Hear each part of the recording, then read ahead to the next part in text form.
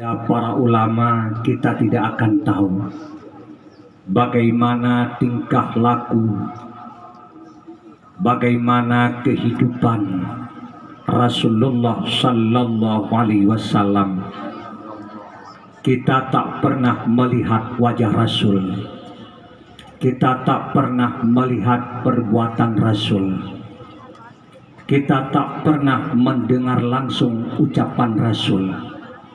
Tapi kita tahu apa yang telah diucapkan oleh Rasul. Kita tahu apa yang telah dikerjakan oleh Rasul. Kita tahu bagaimana moral dan akhlaknya Rasul. Itu semua karena sebab jasa daripada para ulama-ulama. Karenanya oleh Rasulullah mengatakan, al-ulama'u warasatul anbiya. Ulama itu warisnya para nabi, warisnya para rasul. Andainya tak ada ulama, orang tak tahu bagaimana kehidupan nabi, apa yang telah disampaikan oleh nabi. Karenanya ditulis di dalam kitab-kitab para ulama, laulal ulama'u lakanal insanu kal bahaim. Andainya tak ada para ulama, sungguh hidupnya manusia itu bagaikan hewan. Untung ada para ulama, merekalah yang telah meninggalkan, yang telah menyampaikan kepada kita lewat tulisannya, lewat mulutnya, apa yang telah disampaikan oleh Rasul. Dari merekalah kita tahu bagaimana akhlak dan tingkah laku Rasulullah Sallallahu Alaihi Wasallam. Karenanya cintailah olehmu para ulama. Andainya engkau tak mencintai para ulama, kita sebagai orang awam tak ada pegangannya. Ingin memahami Quran sebagaimana yang dipaham oleh Rasul, kita tidak akan sanggup. Ingin kita pahami akan sabda-sabda Rasulullah, kita pun tidak akan bisa. Andainya ulama tidak ada, pegangan orang awam tidak akan ada. Andainya manusia awam ini tidak lagi mencintai para ulama, yakinlah tak ada pegangan lagi buat mereka. Karenanya cintailah dan sayangilah para ulama. Seorang ulama berpulang ke rahmatullah, sebahagian agama sudah cacat. Habis para ulama berangkat kepada Allah, habislah agama di atas permukaan dunia ini. Yang saya hormati dan saya muliakan, Bapak Rektor atau yang mewakilinya serta wakil-wakilnya,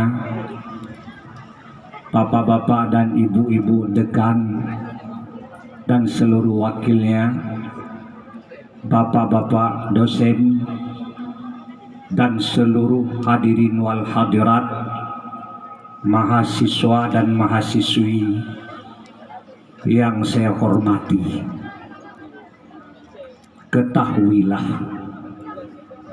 yang pertama, Allah membangkitkan akan Rasul, mengirim akan Rasul kepada kita, hambanya Allah, umat daripada Nabi Muhammad Sallallahu Alaihi Wasallam. Pertama-tama oleh Rasul memberitahu kepada kita sebagai umatnya bahwa kita semua tidak tahu, datang Rasul memberitahu bahwa kita sebenarnya tidak tahu. Kita hanya tahu sebatas apa yang telah diberitahu oleh Allah lewat Rasulnya. Selebih dari itu kita tidak tahu. Di dalam Al-Quran Allah jelas mengatakan, Wallahu ya'lamu wa antum la ta'lamun. Allah itu yang tahu, kamu semua tidak tahu. Karenanya hendaklah kita tahu bahwa sebenarnya kita tahu, kita tak tahu. Kalau kita sudah tahu bahwa kita tidak tahu, maka di dalam hidup kita tidak berlagak sok tahu. Sering manusia di dalam hidup ini berlagak tahu, sebenarnya ia tidak tahu. Wa ma utitum minal ilmi illa qalila. Tidak didatangkan akan kamu oleh Allah daripada ilmu kecuali hanya sedikit. Sedikit yang kau tahu itu karena diberitahu oleh Allah. Andainya Allah tak memberitahu, engkau semua tidak tahu. Karenanya jangan berlagak tahu. Orang yang hidup berlagak tahu, dia berbuat apa yang ia mau. Orang yang hidup berlagak tahu, dia berkata apa yang ia mau. Padahal andainya kita tahu bahwa kita sebenarnya bukan punya kita, keluarga kita sebenarnya bukan milik kita, harta yang ada pada kita, harta itu bukan juga milik kita. Hendaklah kita tahu, karena Rasul sudah memberitahu, lillahi ma fis samawati wa ma fil ardh. Milik Allah apa yang ada di bumi dan apa yang ada di langit, semuanya itu milik Allah. Andainya engkau sadar bahwa diri engkau bukan milik engkau, niscaya engkau tidak akan melakukan pada diri engkau sesuai dengan kemauan engkau. Coba engkau perhatikan di dalam hidup, engkau merasakan bahwa diri engkau punya engkau, maka tubuhmu kau bawa kemana yang kau mau. Lidahmu berbicara apa yang kau suka, anggotamu berbuat apa yang kau inginkan. Sadarkah kau pada saat itu? Ingatkah engkau pada saat itu bahwa lidahmu bukan punyamu, sehingga jangan kau ngomong apa yang kau mau? Sadarkah kita saat ini bahwa mata kita bukan punya kita?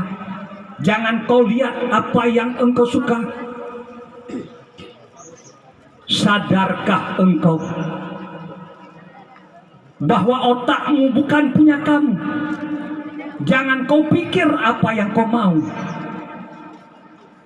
Hendaklah kita yakin, hendaklah kita tahu, Rasul sudah memberitahu bahwa kita bukan punya kita. Lidah kita bukan punya kita. Jangan kau ngomong apa yang kau suka, tapi bicaralah apa yang disuruh bicarakan oleh pemiliknya. Pemilik lidahmu Allah. tanyakan pada Tuhanmu apa yang harus dibicarakan oleh lidahmu. Matamu bukan punyamu. Jangan kau lihat apa yang kau mau. Tanyakan pada pemiliknya. Ya Allah, mata yang telah kau berikan kepadaku, kemana hendaknya aku pergunakan? Apa yang boleh aku lihat? Apa yang boleh aku perhatikan? Telingamu bukan punyamu. Telingamu punya Allah. Allah yang menitipkan kepadamu. Jangan kau dengar apa yang kau mau, tapi hendaklah kau dengarkan apa yang dituntut oleh pemiliknya. Tanyakan pada Allah, ya Allah, kemana ku pergunakan telingaku? Tanganmu bukan punyamu. Jangan kau kerjakan dengan tanganmu apa yang kau suka. Kakimu bukan punyamu. Jangan kau berjalan kemana yang kau mau. Dirimu punya Allah. Jangan kau urus dirimu sebagaimana kau mau. Tanyakan pada pemiliknya. Andainya engkau mau berpakaian, tanyakan pada pemiliknya, bagaimana pakaian yang boleh kugunakan. Jangan kau balut badan semaumu. Badanmu bukan punyamu. Sebentar Allah menitipkan kepadamu, setelah itu kau dikembalikan kepadanya. Besok akan ditanyakan, apa yang telah kutitipkan kepadamu, kemana kau pergunakan? Hari ini boleh engkau congkak, tapi besok lusa bagaimana engkau pertanggungjawabkan pada Allah? Ini yang hendaknya kita pikirkan. Ini yang sebenarnya diajarkan oleh Rasul. Rasul tak pernah melakukan apa yang ia mau. Rasul tak pernah melihat apa yang ia mau. Dia tak pernah membicarakan apa yang ia mau. Dia tak pernah melangkah kemana dia mau. Tak pernah dilakukan oleh Rasul apa yang ia inginkan, apa yang ia kehendaki. Semuanya yang dilakukan oleh Rasul, yang dibicarakan oleh Rasul, yang dipikirkan oleh Rasul adalah yang disuruh oleh pemiliknya. Pemiliknya Allah. Rasul tak pernah melakukan kalau bukan itu diizinkan dan disuruh oleh Allah Subhanahu wa ta'ala. Kalau engkau menjadikan Rasul sebagai suri toladan di dalam kehidupan ini hendaklah engkau ingat. Begini yang diajarkan oleh Rasul. Rasul menyatakan kepada kita lewat Al-Quran. Rasul menyatakan buat kita lewat hadisnya, kita bukan punya kita. Jangan kau urus dirimu sebagaimana kau mau. Jangan kau makan apa yang kau inginkan. Jangan kau minum sesukamu. Jangan kau bawa badan kemana yang kau mau. Rasul mengajarkan kepada kita, dia tak pernah berbuat apa yang ia suka. Dia tak pernah berbicara apa yang ia mau. Dia tak pernah memikirkan apa yang diinginkan olehnya. Semuanya tak pernah lepas daripada apa yang dikehendaki dan disuruh oleh pemiliknya, yaitu Allah Subhanahu wa ta'ala. Karenanya perkataan Rasul, perbuatan Rasul, tingkah laku Rasul berputar antara dua perkara. Kalau bukan wajib, hukumnya sunat. Tak ada yang dilakukan oleh Rasul yang hukumnya haram, dosa besar atau kecil. Tak pernah ada yang dilakukan oleh Rasul dan diucapkan oleh Rasul daripada perbuatan atau perkataan yang makruh. Pun tak pernah Rasul melakukan perbuatan mubah dari sekira-kira itu mubah. Kalau benar engkau peringati hari lahirnya Rasulullah dengan tujuanmu ingin mengikuti, menjadikan Rasulullah sebagai suri toladan di dalam kehidupanmu, ini yang pertama yang harus engkau ingat. Ucapan Rasul, perkataan Rasul, perbuatan Rasul, tingkah laku Rasul berputar di antara dua perkara. Kalau bukan wajib, sunat. Tak ada yang keluar dari lidahnya yang bukan ibadah. Tak ada yang dilihat oleh matanya kecuali menghasilkan taat. Tak ada yang didengar oleh telinganya kecuali itu untuk beribadah. Tak ada yang dikerjakan oleh tangannya, oleh kakinya, dan tak ada yang dipikirkan olehnya kecuali semuanya untuk berhubungannya dengan Allah Subhanahu wa Ta'ala. Yakinlah, tak pernah ada pada Rasul perbuatan dan perkataan yang haram. Tidak ada yang makruh, pun tak ada yang mubah dari sekira-kira mubah. Rasul melakukan perbuatan mubah bukan dari sekira-kira itu mubah, tapi Rasul melakukan perbuatan mubah dari sekira-kira mubah itu adalah jalan, wasilah, perantara untuk menghasilkan akan taat. Kalau sudah dijadikan sebagai wasilah taat, maka yang mubah itu jadi taat. Maka tak ada pekerjaan Rasul yang tidak menghasilkan pahala.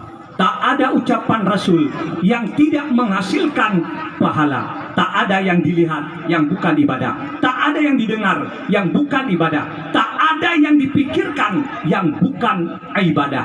Kalau benar, hadirin wal hadirat, menjadikan Rasulullah sebagai suri toladan di dalam kehidupanmu, ini yang pertama yang harus engkau ingat. Ini ajaran Rasulullah. Hendaklah kau rasakan di dalam hatimu, kamu bukan punyamu, hartamu bukan punyamu. Jangan pakai harta kemana kau mau. Keluargamu bukan punyamu, jangan kau suruh apa yang kau mau. Jangan kau bawa dia kemana yang kau mau. Andainya engkau sebagai pimpinan rakyatmu, bawahanmu, yang kau urus itu bukan punya kamu. Andainya engkau nantinya jadi pimpinan masyarakat, jadi Pak Camat, jadi Bapak Bupati, jadi Bapak Gubernur, atau jadi presiden, di saat engkau melihat rakyatmu, hendaklah kau lihat rakyatmu bukan punya kamu, tapi rakyatmu itu punya Allah. Di saat engkau mau memberi kepada rakyat, tanyakan pada Allah, bolehkah ini kuberikan kepadanya? Kalau tidak, jangan beri. Andainya engkau ingin menyuruh rakyatmu, tanyakan kepada Allah pemiliknya, bolehkah ini kusuruh kepada rakyatku? Kalau Allah mengatakan boleh, silakan. Kalau tidak, jangan. Rakyatmu bukan milikmu, suamimu bukan punyamu, istrimu juga bukan punya kamu. Maka jangan kau lakukan apa yang kau mau, tapi semua itu punya Allah. Apabila kita rasakan bahwa itu semua punya Allah, maka kita tidak akan berani melakukan semaunya kita. Pasti kita akan menyanyikan pada Allah. Apa yang disuruh kerjakan olehnya, itulah yang kita kerjakan. Apa yang disuruh pikirkan olehnya, itulah yang kita pikirkan. Maka tak ada yang kita katakan kecuali menuruti perintahnya. Tak ada yang kita lakukan kecuali menuruti perintahnya. Tak ada yang kita pikirkan kecuali menuruti perintahnya. Kalau semua itu karena untuk menuruti perintah Allah, maka semuanya akan jadi taat, semuanya akan jadi ibadah, dan itulah tujuan hidup. Itulah maksud hidup di dunia. Hadirin wal hadirat, Bapak Ibu yang dirahmati Allah, mahasiswa dan mahasiswi yang saya muliakan, hidupmu bukan untuk hidup. Ingat, hidup bukan untuk hidup, tapi hidup untuk mati. Hidup bukan untuk hidup, hidupmu untuk mati. Itu yang dinyatakan oleh Rasul. Maka di dalam hidup yang kau cari bukan semata-mata buat hidup, tapi di dalam hidup yang dipikirkan untuk mati. Yang dicari dalam hidup yang bermanfaat setelah hidup, bukan hanya bermanfaat di dalam hidup. Yang kita ucapkan di dalam hidup yang bermanfaat setelah hidup. Rasulullah mengatakan kepada kita sebagai umatnya, ad-dunya mazra'atul lil akhirah. Dunia ini tempat bercocok tanam, tempat bekerja buat akhirat. Bukan tempat bekerja di dunia untuk dunia, tapi dunia tempat bekerja buat akhirat. Allah sudah banyak memberi buat kita. Setelah Allah memberi, Allah mengatakan wabtaghi fima atakallahu daral akhirah. Kau cari dengan apa yang telah diberi kepadamu akan kebahagiaan hari esok. Bukan buat kesenangan hari ini, tapi untuk kesenangan hari esok. Dunia bukan untuk dunia, hidup bukan untuk hidup. Kalau orang yang hidup hanya memikirkan untuk hidup, orang itu orang bodoh. Orang yang tidak menuruti apa yang diajarkan oleh Quran. Orang yang tak patuh kepada apa yang diajarkan oleh Rasul. Orang yang tidak mengikuti, tidak mencontohkan akan Rasul, tidak menjadikan Muhammad sallallahu alaihi wasallam sebagai suri toladannya di dalam hidup ini. Kalau di dalam hidup yang dipikirkan hanya untuk hidup, maka engkau sudah salah. Rasulullah jelas mengatakan, al-kayyisu man dana nafsahu wa amila lima ba'dal maut. Orang yang terpandai di dalam hidup ini adalah orang yang dapat mengekang keinginan hawa nafsunya agar dia dekat dirinya dengan Allah dan bekerja, berbuat untuk setelah mati. Itulah orang pandai. Orang pandai, orang yang dapat mengekang keinginan hawa nafsu di dalam hidup. Kalau hidup sesuai dengan kemauan hawa nafsumu, ingat hewan yang ada di hutan seperti itu. Hewan yang ada di hutan seperti itu, mereka tak diberi akal. Mereka diberikan oleh Allah hanya nafsu. Mereka hidup sesuai dengan kemauannya. Mereka hidup menurut keinginan hawa nafsunya. Mereka melakukan apa yang diinginkan oleh nafsunya. Kalau engkau hidup sesuai dengan kemauanmu, sesuai dengan nafsumu, engkau dengan hewan tidak beda. Engkau dengan hewan itu sama. Istimewanya manusia diberikan akal oleh Allah.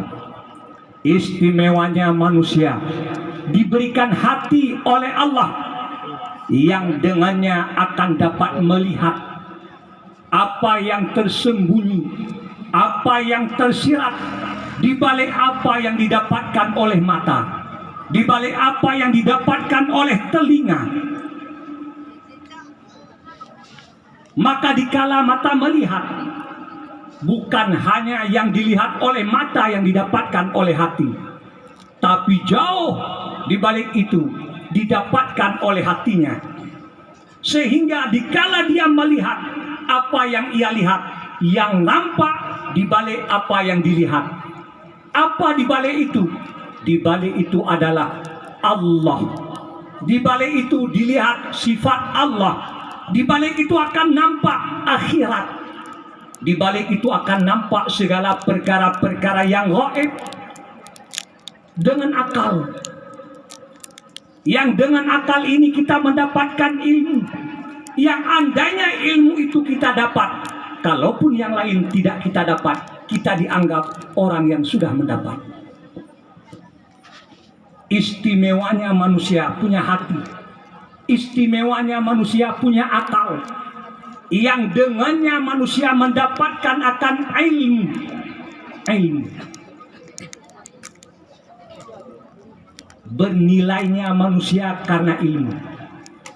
Tanpa ada ilmu, manusia itu sama seperti hewan. Ditanya oleh orang pada Ibnul Mubarak, "Hai Ibnu Mubarak, siapa sebenarnya manusia?" Orang bertanya kepada Ibnul Mubarak, "Hai Ibnul Mubarak, siapa sebenarnya manusia?" Ibnu Mubarak menjawab, "Manusia itu al-alim, orang yang punya ilmu. Itulah manusia." Kemudian orang bertanya, "Hai Ibnu Mubarak, kenapa demikian?" Ia berkata, "Andainya orang berbangga karena kuatnya, banyak binatang di hutan yang lebih kuat darinya. Andainya ia menganggap hebat karena sebab makannya, binatang di hutan ada yang lebih hebat makannya. Andainya dia menganggap hebat karena sebab beraninya, banyak binatang di hutan yang lebih berani daripadanya. Andainya dia menganggap hebat karena banyak istrinya, banyak binatang di hutan yang lebih banyak kawin ketimbangnya.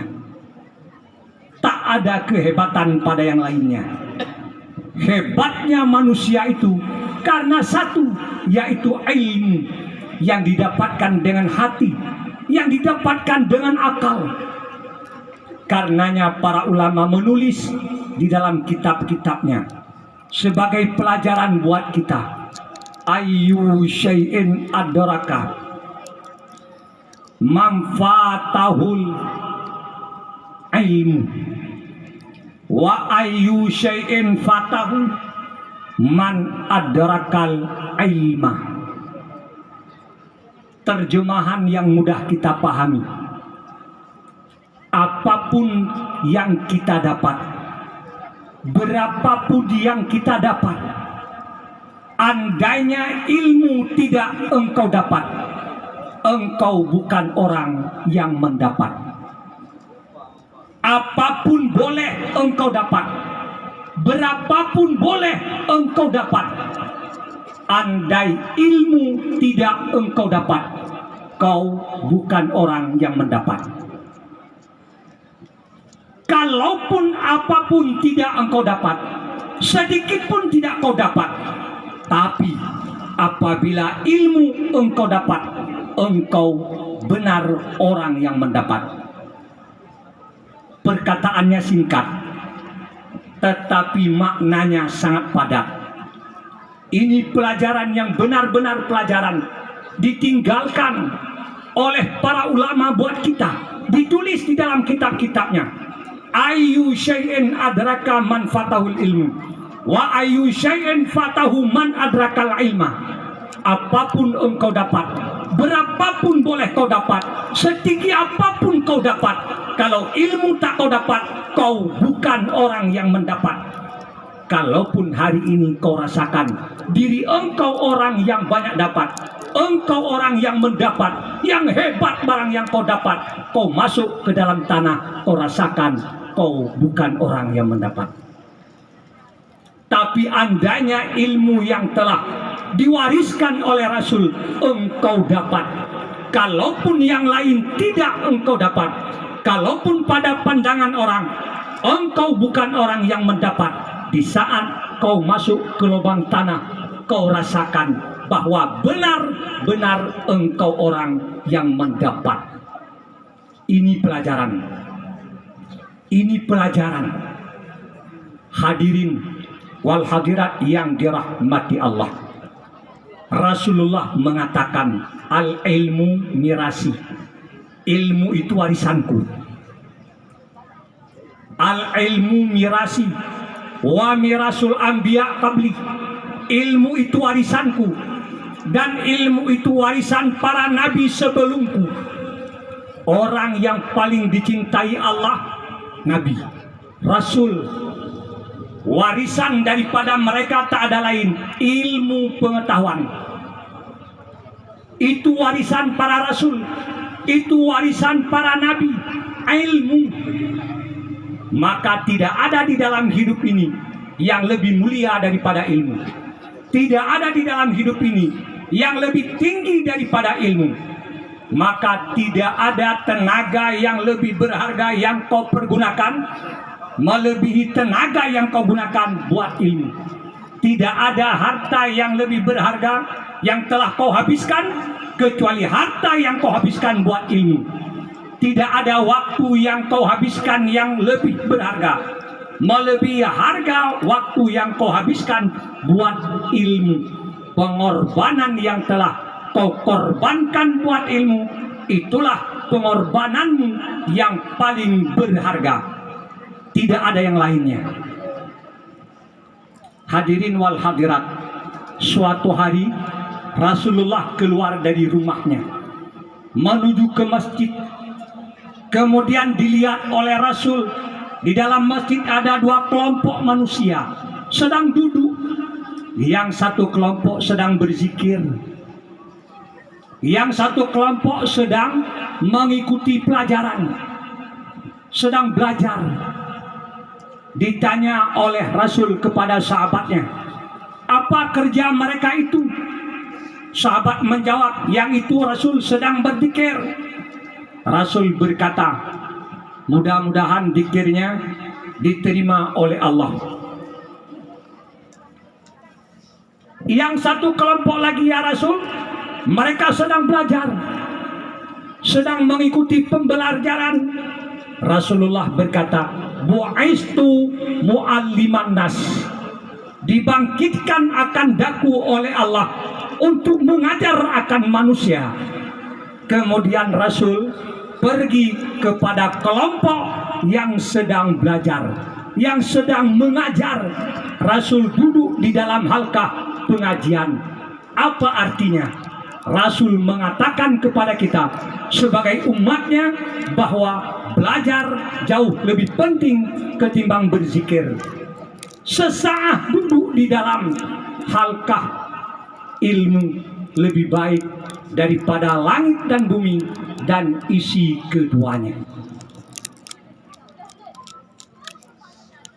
Hadirin wal hadirat yang dirahmati Allah, kalau benar kita ingin mencontoh akan Rasulullah Sallallahu Alaihi Wasallam, kalau benar kita ingin menjadikan Rasulullah sebagai suri toladan di dalam hidup ini, maka yang kita pentingkan di dalam hidup adalah apa yang diwariskan oleh Rasul. Rasul tidak mewariskan harta buat kita. Rasul tidak mewariskan tahta buat kita. Rasul hanya mewariskan akan ilmu pengetahuan buat kita. Rasul meninggalkan buat kita ilmu iman. Rasul meninggalkan buat kita ilmu Islam. Rasul meninggalkan buat kita ilmu akhlak. Itulah yang kita pentingkan di dalam hidup. Jangan yang lainnya. Kalau yang lainnya pastilah engkau akan rugi. Hadirin wal hadirat yang dirahmati Allah, Ibnu Athaillah di dalam kitab hikam beliau menulis, la yastahkirul warda illa jahulun, al-waridu yujadu fil akhirah. al-wirdu yantawi bintiwai hadhihi dar wa aulama yu'tana bihi mala yukhlafu wujuduhu fil akhirah. Tak ada yang menghina akan taat, tak ada yang menghina akan wirid. Wirid yang dimaksud bukan wirid, tapi wirid yang dimaksud adalah ibadah, taat. Apakah itu ucapan lidah, ataukah itu kerja anggota, ataukah itu sifat hati. Tak ada yang menghina akan taat kecuali orang yang banyak jahilnya. Tak ada yang menganggap enteng akan taat kecuali orang yang banyak bodohnya. Sekali mengucapkan subhanallah itu taat. Kalaupun cuma sekali, jangan pernah kau menganggap enteng. Nilainya lebih besar daripada dunia dan isinya. Kalaupun hanya 2 baris ilmu yang kau pelajari, jangan kau anggap enteng. Itu ibadah yang nilainya lebih besar daripada dunia dan isinya. Kalaupun hanya 2 rakaat salat yang engkau kerjakan, jangan kau anggap enteng. Nilainya lebih besar daripada langit dan bumi. Kalaupun hanya sebentar engkau membaca Quran, kalaupun hanya sedikit kau berikan uang, kau sumbang hartamu buat ibadah, jangan pernah kau anggap enteng. Dia itu lebih besar nilainya ketimbang langit bumi dan isinya. Tak ada yang menghina taat kecuali orang yang banyak jahil. Al-waridu yujadu fil akhirah. Segala kenikmatan yang datang daripada Allah kepadamu, besok ada gantinya. Besok ada gantinya. Andainya hari ini engkau tak sempat duduk di rumah yang mewah, di dalam villa yang mewah, yakinlah besok ada villa disediakan oleh Allah. Ada istana yang telah dibuat di surga. Di sana engkau bisa menikmati tempat mewah yang lebih mewah. Tak perlu kau gundah. Andainya sekarang kau tak sempat menggunakan, membeli pakaian yang mewah, karena hartamu telah kau habiskan buat pendidikan agama, karena hartamu telah kau habiskan buat taat, tidak sempat kau menggunakan pakaian yang mewah, yakinlah di surga ada pakaian yang telah disediakan oleh Allah untukmu lebih mewah. Sekali pakai 70 pakaian, bukan sedikit. Andainya hari ini kau tak sempat makan makanan yang mewah di warung-warung, di kafe-kafe yang hebat, engkau tidak perlu gundah. Di surga disediakan makanan yang lebih lezat, yang lebih mewah. Sekali dihidangkan 70 hidang buat 1 orang. Andainya hari ini hartamu telah habis untuk ibadah, untuk ilmu, sehingga tak sempat kau membeli kendaraan mewah, sementara orang-orang kafir naik mobil-mobil mewah, kau tak sempat karena hartamu telah kau habiskan buat taat, buat ibadah. Tak perlu kau gundah. Besok disediakan kendaraan oleh Allah yang lebih mewah, yang lebih istimewa. Andainya di dalam hidup kau tak sempat berkeluarga, yang perempuan tak sempat bersuami, tak perlu engkau gundah, karena waktumu yang telah kau habiskan buat ilmu, waktumu yang telah kau habiskan buat beribadah, karena rencana nanti setelah habis kuliah baru engkau berkeluarga. Ternyata kuliahnya habis, malaikat maut datang, tak perlu kau gundah, besok diberikan suami di akhirat.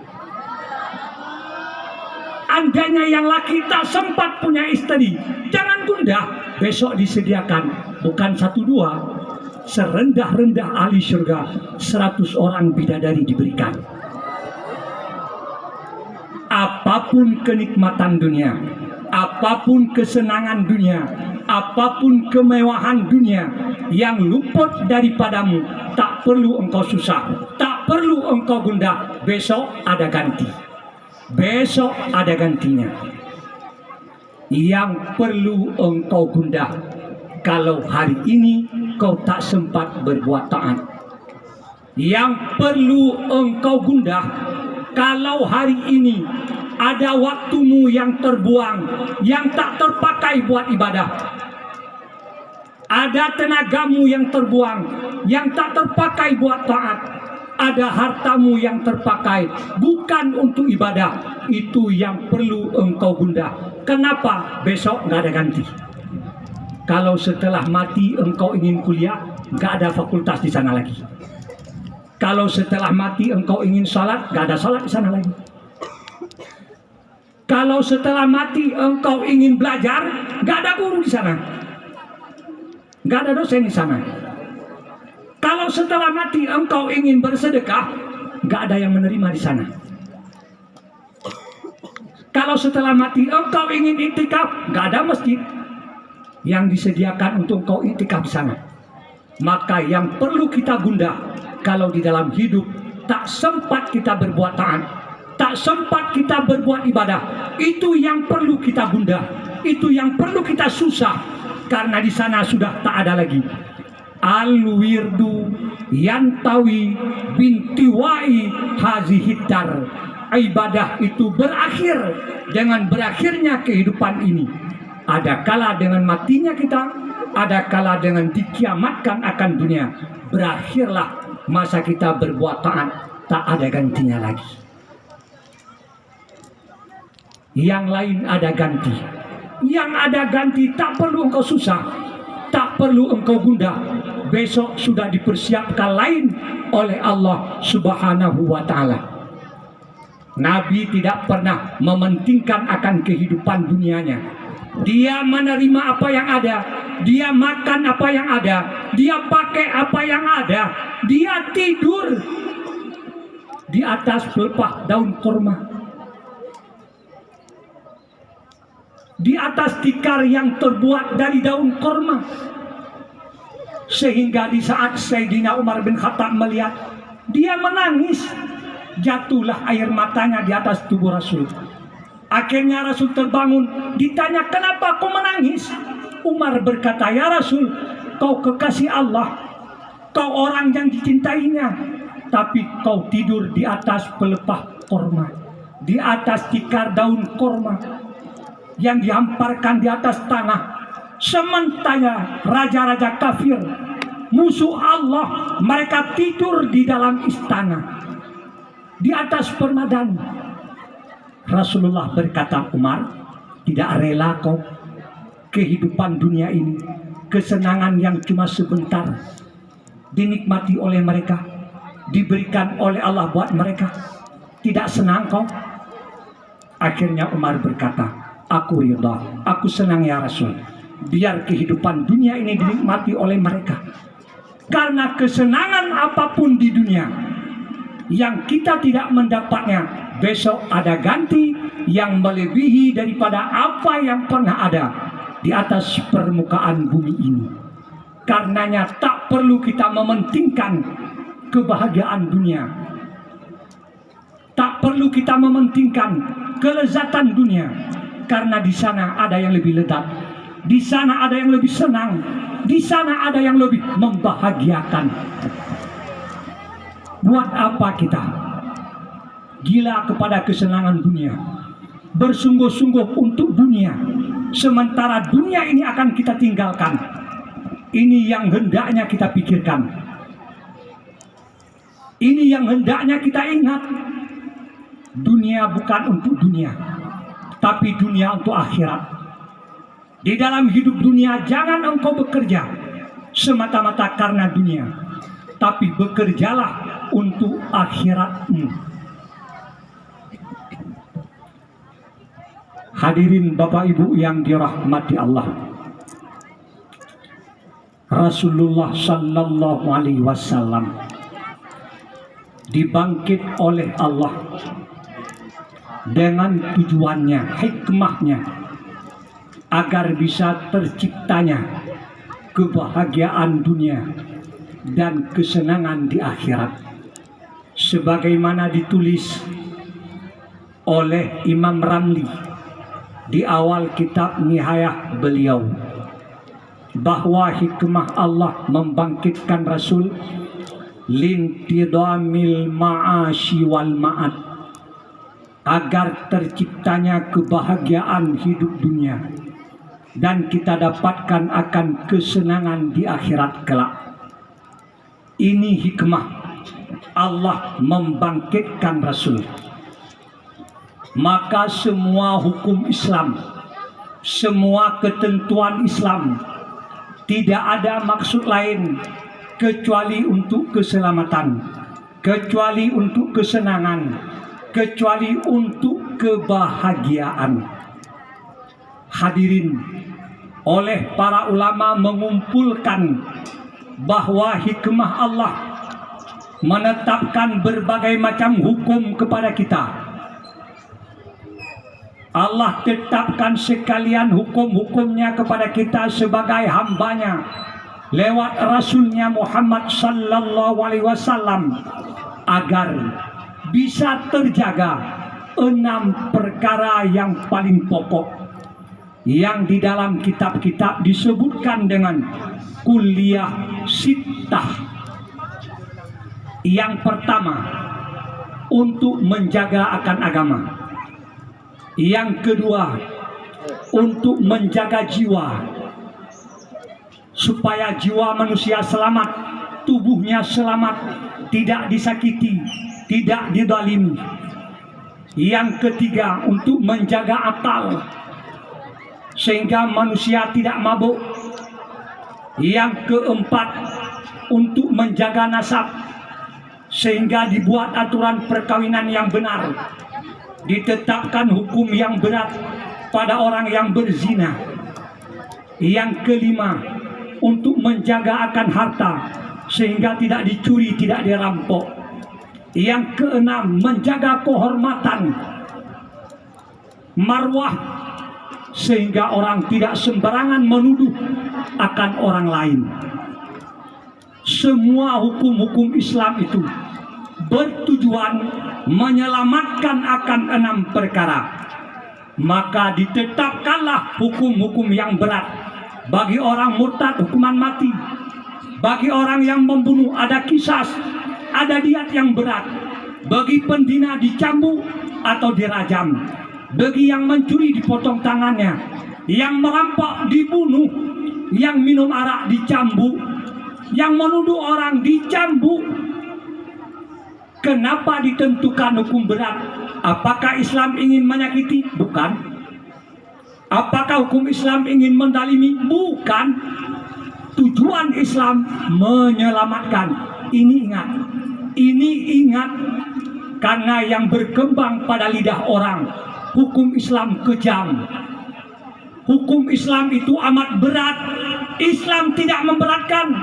Rasulullah mengatakan kepada kita, yuridu bikumullahu yusra wala yuridu bikumul usra.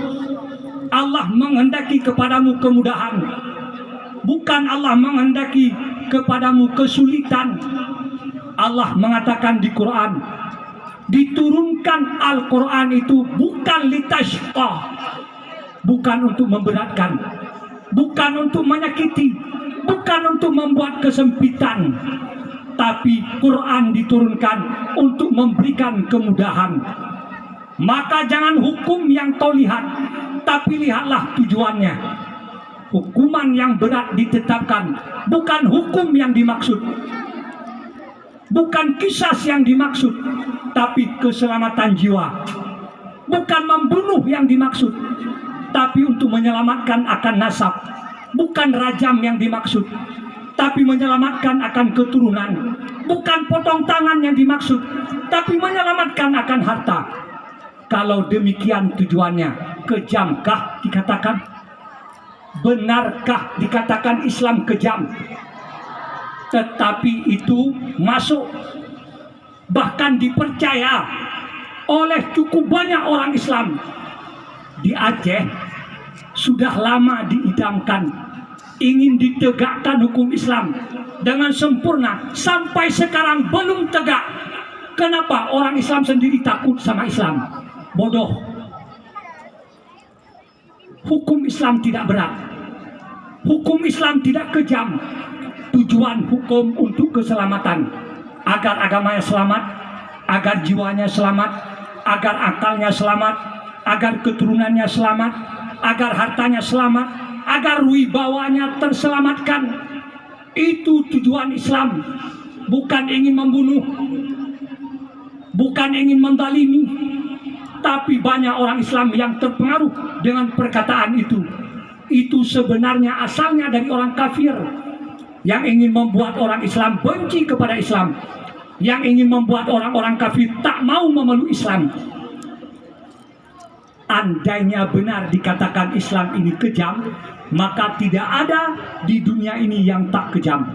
Karena di semua negara ada penjara. Tanyakan pada orang yang membuat penjara, apakah tujuan penjara ingin menganiaya? Tanyakan pada yang membuat penjara, apakah tujuannya ingin mendalimi? Tidak. Kalau kita tanya apa jawabannya, dibuatnya penjara agar rakyat itu patuh, agar rakyat itu taat, agar rakyat tidak melanggar. Itu tujuannya, bukan ingin mendalimi. Islam demikian. Bahkan Allah membuat neraka bukan ingin untuk menyakiti akan hambanya, tapi Allah membuat neraka agar hambanya itu patuh, agar hambanya itu taat. Maka orang-orang beriman yang dia beriman tapi dalam hidupnya maksiat, kalaupun besok dia dimasukkan ke neraka, bukan untuk dihina, bukan untuk dihina. Ingat, orang muslim, orang beriman yang andainya di dalam hidup ini maksiat, matinya dengan membawa iman, kalaupun besok dimasukkan di neraka, bukan tujuannya untuk dihina. Apa juga orang mukmin asli yang dimasukkan ke neraka, tujuannya untuk disucikan, dibersihkan, bukan untuk dihina. Kenapa perlu bersih? Surga itu tempat yang bersih, tidak layak dimasukkan ke dalamnya orang yang berlumuran dengan kotoran dosa. Kotoran dosa tidak bersih dengan air, bersihnya dengan api. Maka dimasukkan ke neraka untuk dibersihkan dosa-dosanya. Setelah dia bersih, dikeluarkan, dimasukkan ke surga. Yang dihina adalah orang kafir. Mereka masuk ke neraka, adab neraka buat mereka itu muhin, untuk menghina mereka. Tapi adab neraka buat orang beriman yang maksiat, tujuannya tathir. Hadirin Bapak Ibu yang dirahmati Allah, mahasiswa dan mahasiswi yang saya hormati, sekali lagi saya ulang, kalau Anda ingin menjadikan Muhammad sebagai suri toladan di dalam hidup ini, pertama, kau ingat apa yang paling pokok yang telah disampaikan oleh Rasul kepada kita. Yang terpokok, hendaklah kita merasakan bahwa diri kita dan apa yang ada pada kita semuanya bukan milik kita, tapi itu milik Allah. Kalau kau sudah sadar diri engkau bukan milik engkau, kau tidak akan berani melayani diri engkau sebagaimana kemauan diri engkau. Kalau kau sudah sadar harta engkau bukan milik engkau, tak akan berani kau pakai pada yang kau mau. Kalau kau sudah sadar keluargamu bukan punyamu, tak akan berani mengurus keluargamu sebagaimana maunya kamu. Kalau kau sudah sadar bahwa diri engkau dan apa yang ada pada engkau itu milik Allah, maka engkau akan selalu bertanya kepadanya apa yang patut engkau lakukan terhadap apa yang telah diberikan oleh Allah kepadamu. Kedua, bahwa Rasul menyampaikan kepada kita, di dalam hidup ini tak ada yang paling bernilai, tak ada yang paling berharga, tak ada yang membedakan antara kita dan hewan, antara kita mukmin dan kafir, kecuali ilmu pengetahuan agama yang telah diwariskan oleh para rasul. Apabila ilmu sudah kau dapat, apapun yang lain tidak kau dapat, engkau orang yang mendapat. Kalau ilmu tidak engkau dapat, kalaupun yang lain cukup banyak dan cukup tinggi engkau dapat, kau bukan orang yang mendapat. Ketiga, hendaklah kita ingat, hidup bukan untuk hidup, tapi hidup buat mati. Kalau engkau di dalam hidup yang kau pikirkan bagaimana kau dapatkan kesenangan hidup, maka kau sudah salah jalan. Hidup bukan untuk hidup, tapi hidup untuk mati. Kalau di dalam hidup yang engkau bersungguh-sungguh hanya untuk mendapat kedamaian, kesenangan di dalam hidup, maka engkau sudah salah jalan yang kau tempuh. Hidup ini bukan untuk hidup, tapi hidup untuk mati. Maka jangan kau kerjakan di dalam hidup kecuali apa yang bermanfaat untuk mati. Yang keempat, ingatlah, dalam hidup ini jangan kau cari apa yang besok ada ganti.